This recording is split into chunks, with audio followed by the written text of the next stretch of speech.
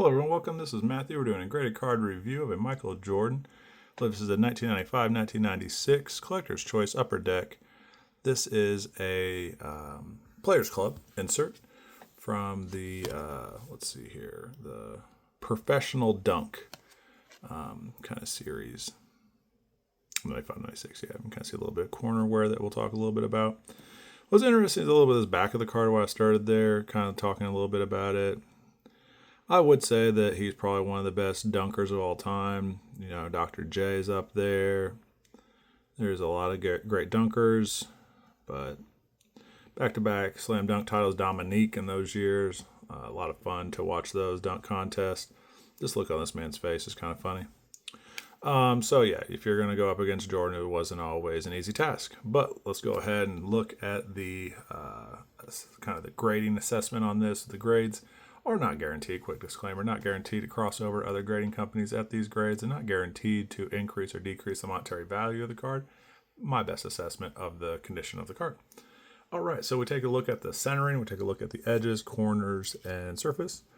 We'll just go ahead and start with centering. So centering, you're going to have usually an anchor point right here. So there's a little bit more room on the left side of the card than the top. So there's a bit of a discrepancy there. Let's take a look at the back. Not a lot of room at the top there. So this anchor point is a really good one. It's the Upper Deck logo at the back, also showing a little bit of authenticity. So that is actually right on point for what we're looking for. The amount of room to the right to the bottom.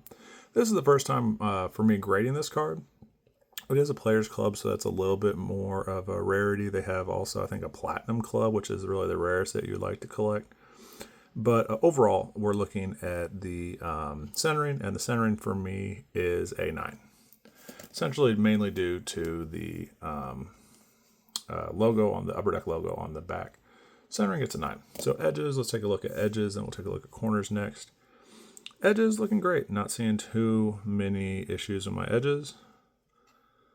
Perfect there. Oh, so there is something I haven't seen yet. Kind of a large, almost print line on the front. Sometimes I call them indentation lines. This time I'm kind of more considering that a print line. There's also one at a certain angle by the Upper Deck logo.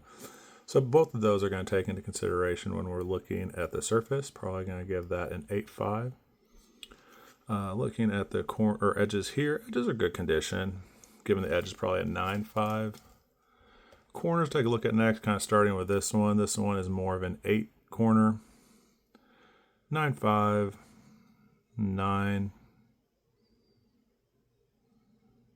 8.5, 8, 8.5. So probably an 8.5 on our corners. 8.5.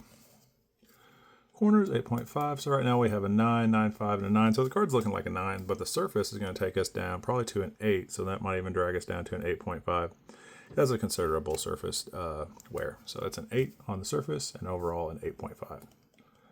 All right. Well, thank you for watching. That was a quick one. Continue to watch.